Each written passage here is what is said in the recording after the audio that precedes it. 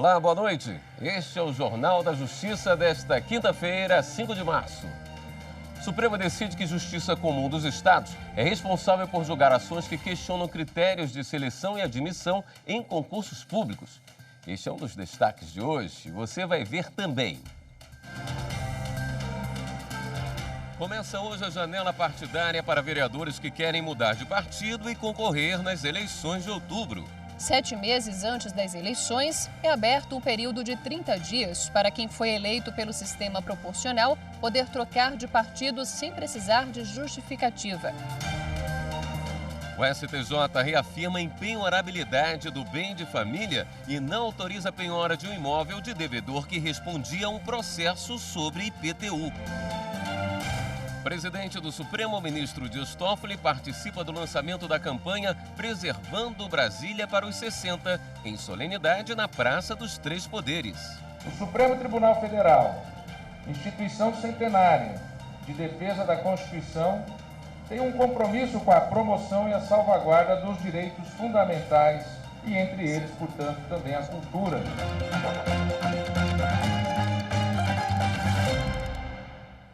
O Brasil tem 8 casos confirmados de coronavírus, de acordo com a atualização divulgada hoje à tarde pelo Ministério da Saúde. Até agora são 6 casos em São Paulo e os outros no Rio de Janeiro e Espírito Santo.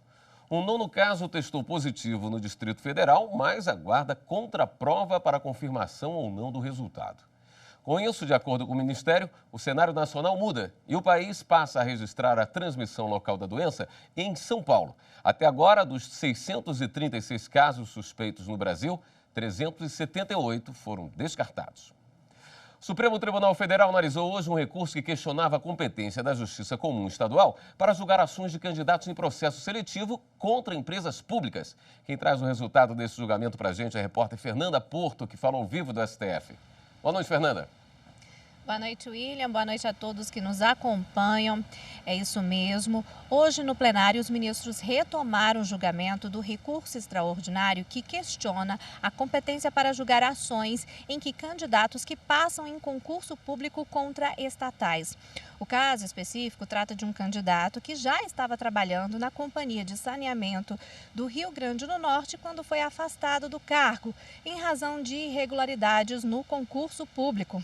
Isso alterou a classificação do concurso. Hoje, no plenário, por maioria de votos, os ministros negaram o recurso e fixaram o entendimento de que é da Justiça Comum Estadual a competência para julgar esses casos. Vamos ver agora como foi o julgamento de hoje.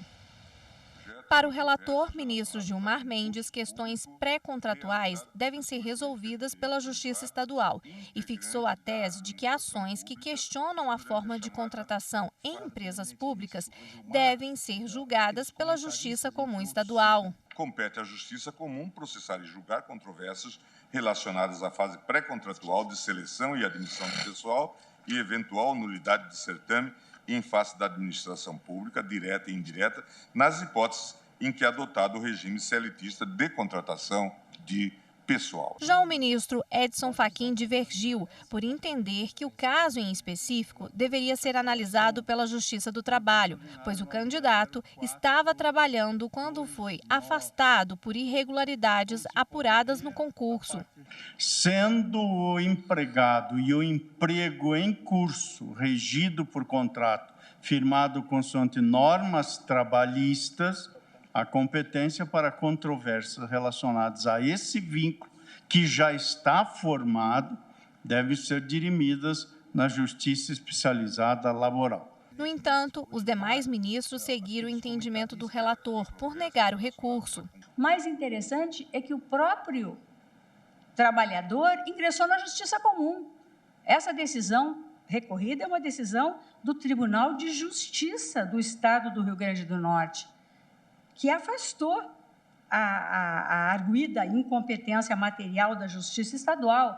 Ou seja, o trabalhador, sentindo-se lesado, ele recorreu a quem? Recorreu à Justiça Comum e lá foi questionar o quê? O concurso público. A competência para processar e julgar controvérsias nas quais se suscitam questões afetas à fase pré-contratual de seleção de admissão de pessoal e eventual nulidade do concurso público em face da pessoa jurídica de direito privado. Essas questões são jurídico-administrativas sujeitas à cognição da justiça comum. Preciso distinguir entre a fase do concurso público, especificamente, de direito administrativo, submetida às regras constitucionais do concurso, e o regime que vincula alguém, que se for na autarquia, submete-se ao concurso e é estatutário, não obstante seja da administração indireta. Se for uma empresa como esta,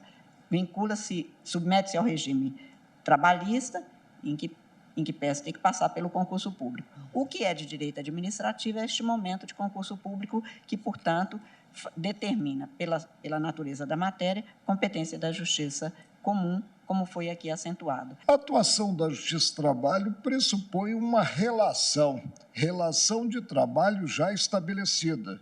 E o conflito dirimido na origem diz respeito em si à fase pré-contratual, a fase alusiva ao concurso público. A tese de que é competência da Justiça Comum dos Estados julgar questões pré-contratuais em concursos vai servir de referência para mais de 1.500 casos semelhantes em tribunais de todo o país. A Força Tarefa da Lava Jato denunciou 15 pessoas envolvidas no pagamento de propina a conselheiros do Tribunal de Contas do Estado do Rio de Janeiro. O grupo, que faz parte da organização criminosa comandada pelo ex-governador Sérgio Cabral, era liderado pelo ex-secretário de Estado de Administração Penitenciária, Astério Pereira dos Santos, e por seu sócio, Calson Rui Ferreira. Eles receberam milhões em contratos pelo fornecimento de alimentação para presídios, usando a estrutura da secretaria, além de organizar o recolhimento de propina e pagamento para agentes públicos. Em razão do dano moral causado, o MPF requeriu também à Justiça Federal que o patrimônio dos representados fosse bloqueado nos valores individualizados, somando mais de 140 milhões de reais. Também é pedido o bloqueio dos bens das empresas envolvidas, totalizando mais de 670 milhões de reais. Daqui a pouco, começou hoje o prazo da janela partidária para vereadores que queiram mudar de partido para concorrer nas eleições de outubro. Nós voltamos já. Eu acho que justiça é você dar o que merece, sabe, fazer o bem a quem merece.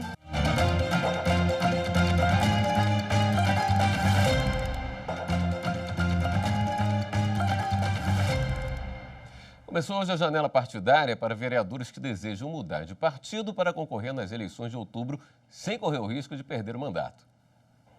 A Lei dos Partidos Políticos, a número 9.096 de 1995, deixa claro: perderá o mandato o detentor de cargo eletivo que se desfiliar sem justa causa do partido pelo qual foi eleito. Mas existem algumas exceções que permitem ao político a troca de legenda.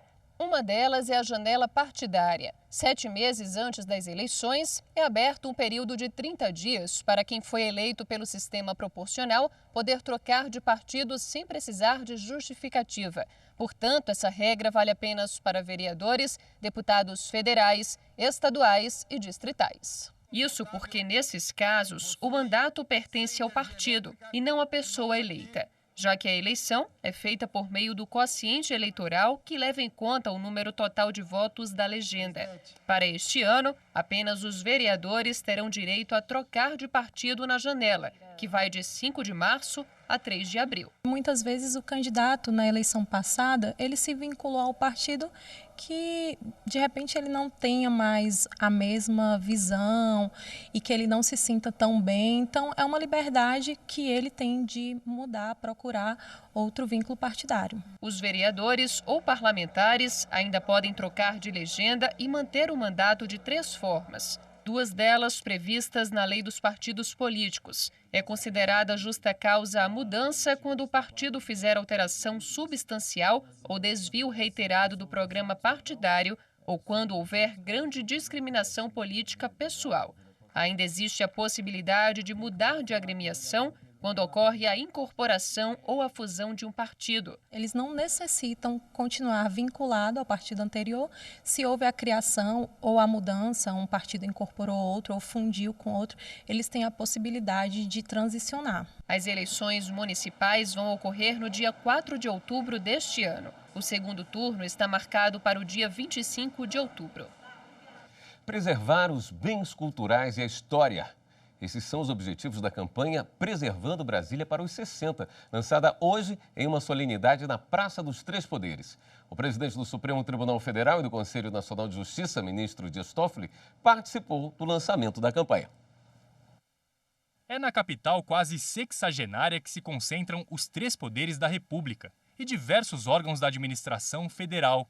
No dia a dia, no corre-corre, muita gente pode não perceber os detalhes, a beleza dos prédios desenhados por Oscar Niemeyer e do projeto urbanístico de Lúcio Costa, que fizeram Brasília ser tombada há 30 anos como um dos maiores conjuntos urbanísticos arquitetônicos do mundo. E se Brasília tem toda essa beleza reconhecida internacionalmente, por que não divulgar e preservar o que há de mais bonito na capital federal? Os palácios e pontos mais importantes da cidade foram incluídos na campanha Preservando Brasília para os 60, que no aniversário de 6 décadas da cidade vai dar uma atenção especial à preservação dos bens culturais. A parceria entre Supremo Tribunal Federal, Instituto do Patrimônio Histórico e Artístico Nacional, o IPHAN, e o governo do Distrito Federal, além de outros órgãos, quer conscientizar os gestores do patrimônio público sobre a importância da preservação do conjunto arquitetônico e urbanístico da capital federal. Brasília é um símbolo, uma marca na história do nosso país e é patrimônio para o Brasil e para o mundo. Nós temos uma cidade que é um museu a céu aberto, ela tem que ser preservada, nós temos que preservar para as futuras gerações. As primeiras ações começam amanhã e vão ser desenvolvidas pelo governo do Distrito Federal. Cuidar do patrimônio, veja bem, é caro. Há dificuldades para isso? Há. E por isso que o desafio que eu lanço é o seguinte: essa discussão não se encerra apenas com as políticas adotadas pela administração, ou seja, pelo Estado. Na primeira parte da campanha, 6 prédios vão receber atenção especial, entre eles a Catedral, a Torre de TV e o Palácio da Justiça. O Supremo Tribunal Federal é o gestor da Praça dos Três Poderes e vai ficar responsável pela conservação e manutenção do local. O Supremo Tribunal Federal, instituição centenária de defesa da Constituição, tem um compromisso com a promoção e a salvaguarda dos direitos fundamentais e, entre eles, portanto, também a cultura presente. Muitas vezes se fala, mas há déficit na educação, há déficit na saúde, para que cuidar de uma praça? Isso tudo é investimento. E isso também envolve economia, e isso também envolve arrecadação, o turismo. O eleitor precisa ficar atento. Por causa das eleições municipais do ano que vem, o cadastro eleitoral vai fechar no dia 7 de maio. Assim, quem estiver em débito com a Justiça Eleitoral ou quiser emitir o título, precisa procurar um cartório antes dessa data. Já pensou ter que adiar a viagem de férias por não conseguir tirar o passaporte? Isso aconteceu com a Ana Solívia. Tudo porque ela ficou em situação irregular com a Justiça Eleitoral. Eu fui tentar abrir uma conta, não consegui. E foi tirar meu passaporte, também não consegui por causa do título que está cancelado. Lucas também está correndo para deixar tudo certo. Aos 21 anos, ainda não tinha tirado o título de eleitor. Com isso, não votou em 2018 e agora vai precisar pagar uma multa para regularizar a situação na Justiça Eleitoral. Agora tem que correr atrás, do perdido. Tá? Fazer parte, da votação no nosso Brasil, vamos ver. Nessa época, a atenção para ficar quite com a Justiça Eleitoral deve ser ainda maior. Por causa do pleito de 2020, o dia 6 de maio é o último prazo para qualquer alteração antes das eleições. 150 dias antes da eleição, o cadastro fica fechado para evitar movimentações, por a segurança do cadastro, para evitar movimentações em função de interesse de movimentação de eleitores, para garantir que a gente possa organizar adequadamente o processo eleitoral, que se tenha ideia de quantos eleitores vão votar em cada sessão, preparar cadernos de votação, material. Então, é importante esse prazo, tanto para a segurança do cadastro, quanto para a preparação do pleito. Quem ficar irregular pode sofrer uma série de punições. Fica sem possibilidade de emitir passaporte, de se inscrever em instituição de ensino, de fazer empréstimo, se for servidor público, né, pode ter algum impedimento em relação ao recebimento de salário, a recebimento de benefício, algum impedimento à regularização de documentação em consulados, embaixadas. A dica da Débora é procurar um cartório eleitoral o mais rápido possível. Até porque, além dos problemas que ela falou, quem não estiver com a situação regular tem uma penalidade ainda maior. Pode ficar impedido de escolher os representantes no próximo pleito. Vou votar, escolher com consciência e votar, né? Não vou mais fazer isso, deixar pra lá. A gente participa, né, das coisas, participa um pouco, né, pelo menos. Da escolhe e tudo mais. O Ministério Público Federal abriu inquérito para investigar o naufrágio do navio Ana Caroline 3. O acidente aconteceu sexta-feira passada entre o Amapá e o Pará e já deixou pelo menos 18 mortos. O foco do Ministério Público Federal é verificar se as denúncias de superlotação e falta de colete salva-vidas no navio são verdadeiras. Além disso, os procuradores vão avaliar a documentação e as condições da estrutura do barco. Um dos indícios de problemas no Ana Caroline 3 veio deste vídeo que supostamente mostra a entrada de água no navio antes do naufrágio. Segundo o último boletim divulgado pelo governo do Amapá, subiu para 18 o número de mortos no acidente. Como não havia lista de passageiros, ainda não é possível saber quantas pessoas estão desaparecidas. O Ana Caroline 3 saiu por volta das 6 da tarde de sexta-feira de Santana, no Amapá, em direção a Santarém, no Pará. A viagem entre as duas cidades dura em média 36 horas. Veja a seguir, a Justiça do Trabalho encontra 2 bilhões de reais em contas judiciais na Operação Garimpo. E agora, no intervalo do jornal, você vai ver mais um episódio da série Aqui Tem Justiça. Em Mato Grosso, a Justiça está ajudando dependentes químicos a deixarem as drogas. É o programa Justiça em Estações Terapêuticas, que dá apoio a quem cometeu crime por causa das drogas e quer largar o vício. Justiça, para mim, é o ser humano ser melhor para o próximo, ajudar mais as pessoas.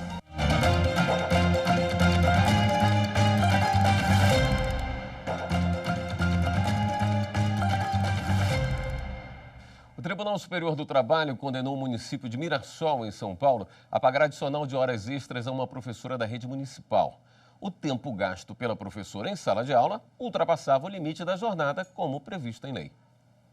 Está previsto na Lei 11.738 de 2008, que regulamenta o piso salarial do magistério. 1/3 da jornada de 30 horas semanais do professor deve ser destinado a atividades extra-classe de planejamento, estudo e avaliação. Assim, o tempo investido em sala de aula não deve passar o limite de 2/3 da jornada. Na reclamação trabalhista, a professora do município paulista de Mirassol afirmou que das 30 horas semanais de trabalho previstas em contrato, 25 eram gastas em atividades em sala de aula. Restavam, portanto, apenas 5 horas para as atividades extra-classe. Assim, a profissional pediu que fossem pagas como extraordinárias as horas de trabalho dentro de sala de aula feitas além do limite previsto em lei. Em primeiro grau, o pedido foi negado. No Tribunal Regional do Trabalho da 15ª Região, em Campinas, São Paulo, a sentença foi mantida. O TRT, assim como o juízo de primeiro grau, determinou apenas que a jornada de trabalho da profissional fosse adequada à proporção de 1/3 extra-classe. A professora recorreu e o caso chegou ao Tribunal Superior do Trabalho. O relator na 4ª turma, ministro Caputo Bastos, citou a decisão do Tribunal Pleno sobre o artigo da lei que limita a atividade dentro de sala de aula a 2/3 da jornada do professor. Na ocasião, o Pleno firmou interpretação de que mesmo quando a jornada semanal não é extrapolada, é devido ao professor o adicional de 50% em relação às horas que ultrapassem a proporcionalidade. Assim, por unanimidade, a 4ª turma do TST seguiu o voto do relator e condenou o município paulista de Mirassol ao pagamento das horas extraordinárias à professora. O projeto Garimpo da Justiça do Trabalho identifica 2 bilhões de reais em contas judiciais. O dinheiro estava em contas judiciais nos bancos do Brasil e Caixa Econômica. Dos 2 bilhões de reais identificados, mais de 180 milhões já foram devolvidos. A maior parte pertence a empresas. Elas depositam o dinheiro em contas judiciais, em razão do andamento de ações trabalhistas, para a garantia do pagamento no final do processo. Só que, em alguns casos, mesmo depois do julgamento e direitos pagos, ainda sobram valores que nem sempre são devolvidos. O banco chama essas sobras de valores esquecidos. Para resolver essa questão, em fevereiro de 2019, o Conselho Superior da Justiça do Trabalho e a Corregedoria Geral da Justiça do Trabalho criaram o projeto Garimpo. Na prática, um sistema digital faz uma varredura nos processos antes do arquivamento e, assim, identifica o depósito e o dono do dinheiro. Até agora, esse projeto conseguiu restituir 182 milhões em valores reais aos seus titulares.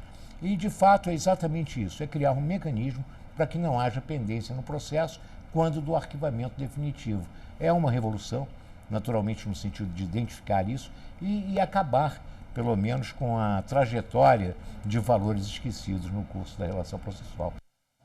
O Superior Tribunal de Justiça não autorizou a penhora de um imóvel de um devedor que respondia a um processo sobre reembolso de IPTU de outro imóvel. O imóvel de família é um bem impenhorável. Esse entendimento é claro na Lei número 8.009 de 1990. Mas a mesma lei traz algumas exceções para essa regra, como em casos de cobrança de impostos, dívidas predial ou territorial, taxas e contribuições. Com base nessas exceções, um homem tentou cobrar uma dívida deixada pelo antigo dono de um terreno que ele adquiriu. A discussão começou quando 2 moradores de Campinas, em São Paulo, trocaram os bens, entre eles, um lote por uma casa. No contrato estava claro que cada um deveria quitar os débitos pendentes antes da negociação. O problema é que o homem que recebeu o lote descobriu que o bem tinha dívidas de IPTU de 4 anos. Ele pagou os impostos para evitar problemas com o município e cobrou o valor do antigo proprietário. Como o devedor não tinha outros bens, o juiz de primeiro grau aceitou a penhora da casa trocada na negociação. O Tribunal de Justiça de São Paulo também aplicou a exceção de impenhorabilidade do bem de família previsto em lei, por se tratar de uma cobrança de IPTU, que é um imposto. O devedor recorreu ao STJ. O relator, ministro Marco Aurélio Belize, mudou o entendimento do Tribunal Paulista. O magistrado afirmou que a casa não poderia arcar com a dívida porque o débito precisa ser do próprio imóvel penhorado. Além disso, o imposto já havia sido pago pelo atual proprietário do terreno e agora o reembolso seria pelo descumprimento de cláusula contratual. A dívida de IPTU não era da casa, a dívida do IPTU era do lote. Então, em tese, o que poderia ser penhorado pelo ente público era o lote para quitar a dívida tributária. E segundo, o atual proprietário do lote quitou a dívida e pediu ressarcimento contra o outro. Então, ou seja, não era mais uma dívida tributária, era uma dívida de natureza civil. Então, a penhora foi totalmente desconstituída por isso, porque a exceção da lei não amparava o direito do autor. É hora de dar um giro na rede para saber as últimas notícias.